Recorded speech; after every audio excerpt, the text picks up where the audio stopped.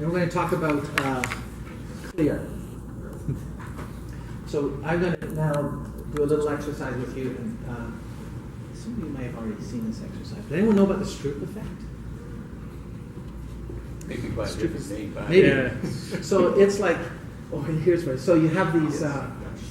Those are meant to all be black. Do they look? There's a bit of weird coloring. No, yeah, Those should all look black. More or less, they're kind of like green and there's they're mixed, but they're all meant to be black. the projector has a problem. Yeah. But you know, which set of words are easier to understand? Right? I think the second set are easier to understand because They're in the real color. they're in the real color. The meaning of the word actually matches the color of the letters, right? So that's easy to understand, right? So that's really what the Stroop effect is, where they're reinforcing each other, right? So, you know, the bottom set, that's a little tricky, right? Like, is it really blue? It's red color, but it says blue. That's cognitive dissonance, right? Where we're reading something, but we're getting mixed signals in our brain. There's a dissonance about what's really happening, right? And so we're going to do a little exercise. So I'm going to show you two colors. So the first word on the top, I want you to look at the meaning of that word. In this case, the meaning of this word is it says black, so think black. And then I want you to look at the bottom word and tell me whether or not the color of the letters down here matches the meaning. So in other words, in this case, the word on the top says black. The color of the letters down below is red, so that's not a match, right? So that's a no. You got it? So I'll show you something. You can tell me whether you think they're a yes or a no. So yes means they match. What about this? Yes. Yeah. Yes. No. No. Yeah. Yes. It's hard to see. Yeah. Yes. No. No. No. No. Yes. Oh, yes.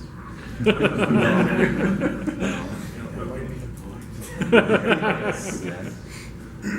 Yes. Yes. Yes. No. Yes. Yay. Great.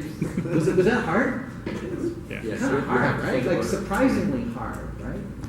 So when we have dissonance between the color, the words, and their meaning, what we're consuming, that causes a problem. I was telling,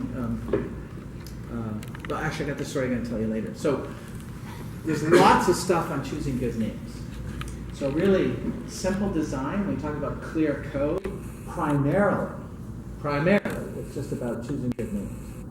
Good names for classes, good names for methods, good names for variables, good names for parameters, good names for files, good names for directories, good names for everything. Whatever you have, just really being intentional about good names is really the most important thing, and removing that cognitive dissonance, right?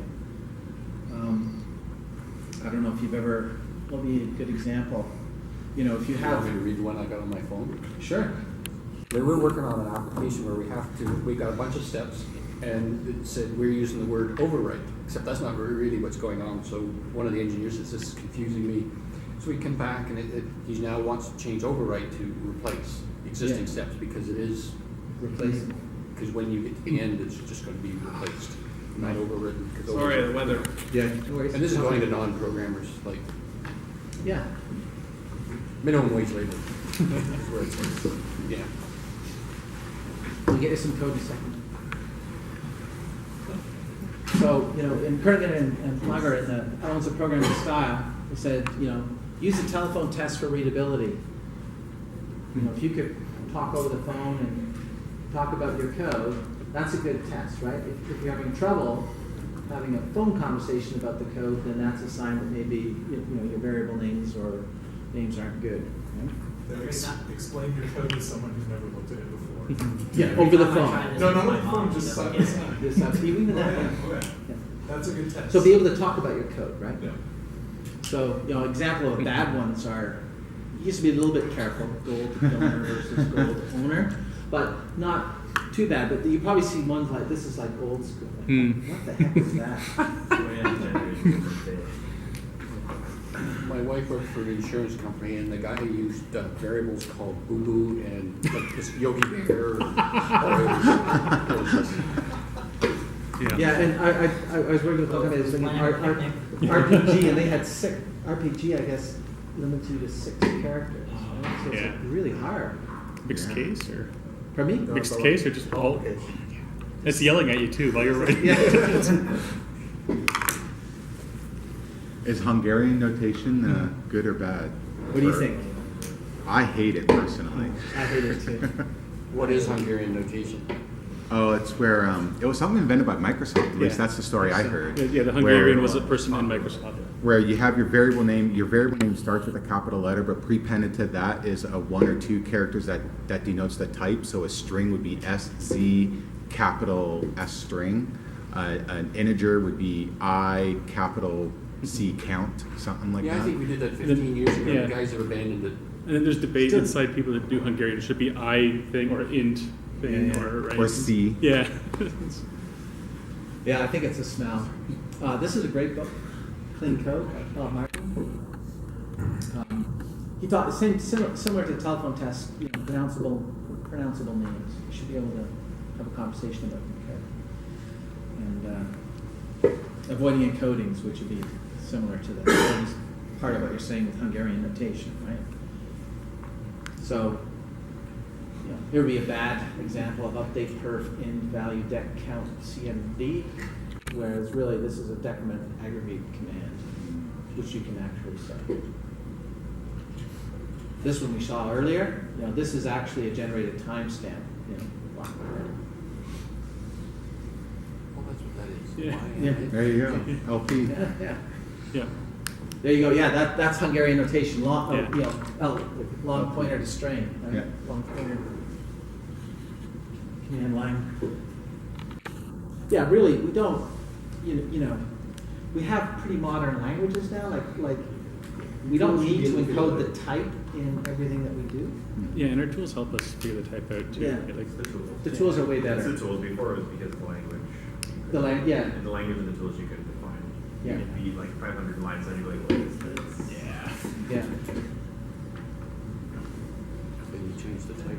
Oh, and this you used to see this a lot too. Did everyone remember that? Seeing that the N underscore, or just even underscore sometimes. We still do that. You do the underscore Oh yeah. because. That's what we do. Underscore versus camel case, or What's that? Underscore versus camel case, or to like denote privacy, or Yeah, it's It's a private field. Remember variable. Member variable. Yeah. So I used to do Makes that sense. too, and I thought it was actually pretty good. But I really try not to do that because if I have, where that's helpful, and maybe if you have a long class Yep. and a long method, right? And now you can see, oh yeah, I'm perusing through this code. Oh yeah, that's a parameter, or that's a local variable, or that's right. Yep. So really, the problem is our code's too long. Like if you can get small methods, small classes, then you really don't need these things to distinguish, because if my method's 5 lines long, I'm going to be able to see any local variables or parameters are going to be immediately obvious, and I'll know it's not there. It must be an instance variable. So Interesting. And it makes it blue. That's clear. pardon me? And you don't find that less clear. Nope. Interesting. So to me, this is the primary way I can quickly determine whether it has side effects. Yeah. So I find it really interesting. I look for things that are blue. Oh, that's true. You can use syntax highlighting that can help. That's another good point. The tools are stronger. Okay. Yeah. But You see my way. All of a sudden, the thing turns from red to green. It's like, because it's purple. Something that's useful. Has anyone read this book? Like, this is an awesome book. Kent Beck. You gotta love Kent Beck, right? He decided he would write code, and every time he was going to write code, he would say, okay, what pattern am I following? And if he couldn't say why he was writing that line of code, he would sit back and say, why am I writing that code? What is going through my head that's causing me to write it that particular way? And then he'd say, oh, that's a pattern. And he'd apply it. Then he'd write the next line. Oh yeah, I got that pattern. Yeah, and this is stop. Okay, and he kept going and going and going until he stopped writing patterns, and he published them all in his book, which is pretty cool. And he's a master craftsman. So if you wanted a set of like low level, and this is all low level stuff like names and method declarations, stuff like that. But he talks a lot about intention revealing names and role suggesting names. So try to name things that say how they're being used, not less about what they are. How are they, what role are they playing in this little method here? Give an example. Yeah, so, Good. so here's it is a bit tricky. So on a method name, here's like you're just trying to say, like, what is your intent here? My intent is to apply a measurement constraint, but not how it's going to, not what is the end effect of being able to use that. So focus it on just what is my intent in this method. My intent is just to apply some constraint. I like this example a little bit better. And so in any kind of computation here, that's like computing a sum or something, he'll often just use the word result, with the intent that if there are 3 or 4 variables and you're looking at the code, if you're always using the word result, then you know, oh, that's the thing that's going to be returned at the end. So I sometimes use that. This is one that I sometimes use, but I have mixed feelings about, is SUT, because testers all know that stands for system under test. So if you see in a test, you see the thing that's called the SUT, you know, that's the thing that's being tested. In Ruby, with our spec, it's always the subject, right? It's the same thing. I stopped using SUTA. You stopped using it? Yeah, I hate it now. Yeah. Because, like, use it like an actual, what you intend to, like, it should be, if your code requires you to express through a usage of SUT, this is what you're testing, then maybe your test is not. Perhaps, yeah. It must be. Super awesome either. Yeah. So, yeah, I kind of go back and forth too. So I don't always do this either. I think where it is helpful is if you had like a test that had a class that had 3 collaborators. So it might be 4 things, let's say, which might be a spell in itself, but then you can tell, okay, you can easily tell, oh, these 3 things, but here's the one I'm actually testing, so that's the only advantage that I see with it. But I just use, in Ruby, I do a lot of Ruby programming, I just use the word subject is always the thing under test. But that's one of the more tricky ones. This is one of my favorite books of all time. It's really, really good. But it's actually, I've read it twice, and I think I could read it a 3rd time and even get more out of it. So it's a pretty good book. It's actually a great book. In fact, it's inspired a lot of my, that's what Erica and I, we presented on domain-driven design at RailsConf, applying this from a lot of the concepts from this book. He talks a lot about ubiquitous language, and so I always think, because ubiquitous is not an ubiquitous term. You know what ubiquitous means? It's like in common usage. Everyone knows it. It's the common vocabulary, right? It's kind of ironic that it's not very ubiquitous itself. But where I really learned about it was, or really struck home, was I was working on some code that was a financial transaction processing system, and it had the guy who wrote the code before me was into model trains, and the code was in Java. So everything to him was like a car or an engine or a shunt or a switch or a coupling or like all these train terms I didn't understand, right? So as I was being asked to do something new, I had to switch between financial transaction processing with percentages and credits and debits and payment gateways, et cetera, to switch it, and then that was all transcribed into train speak, right? And then implemented in Java code. So actually 3 languages going on there. And the hardest part about my work was traversing mentally between 3 different languages rather than actually doing the work. The coding was actually trivial compared to trying to understand what was going on with the language. So we really want to try to remove that computational load on people who are maintaining the code, right? We want it to be the language of our business expressed as clearly as possible in our code to minimize that translation that we have to do.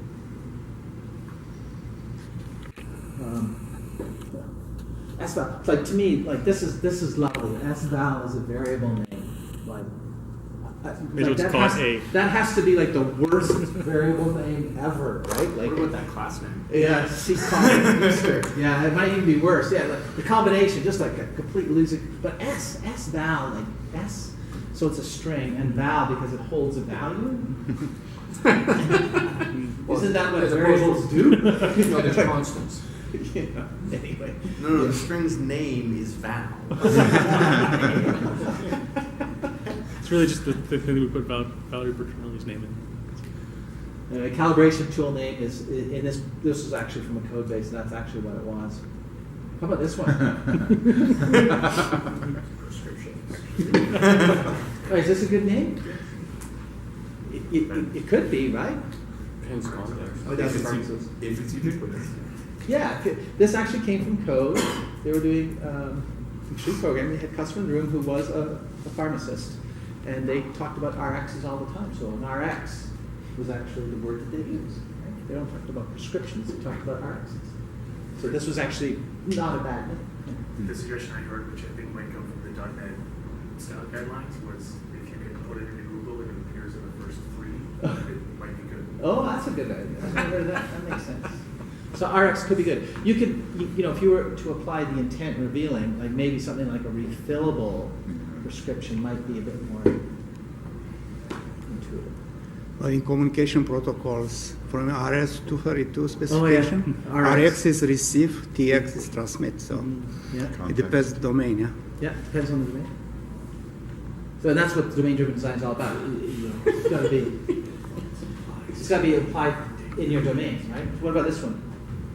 This is the curse of being allowed more than 32 letters in a variable. Yeah. Well, it turns out that PHQ-9 is a 9-item depression scale of a patient health questionnaire. So actually, for clinical psychologists, PHQ-9 is actually a good term. Like you might think it's a bit long, but the point is that PHQ-9 is common word in their domain. So it's actually Now it makes sense, knowing what PHQ-9 is. Yeah, I mean, our coding standard says PHQ should all be in all caps. could be. Okay. I just got a little bit of code to throw at you here. So take in all the loveliness of that code. Now I want you to look at this code.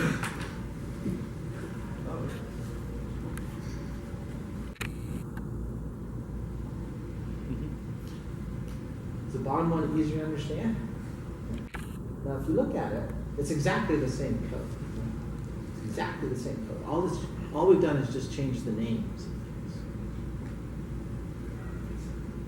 But yet, it's so much more readable, right? So really paying attention to the code names can make a dramatic difference in the readability and understandability of the code. You can make this a little bit better by extracting a class. Let's call it a cell instead of an int array. The int array seems to be holding various attributes of the cell. So why don't we make the cell a first-class citizen and we can extend it? That's even easier to understand now. And we can just make it a lot. All of a sudden, this code's, that code, now is a lot easier to understand what's going on. So I have a little exercise for you. I'd like you to take that code that you have in front of you, and just with a blue marker, find some names that you would. Now you can refactor because we have our safety of our tests. So just highlight some That way. Or bring that over. some code that you would change.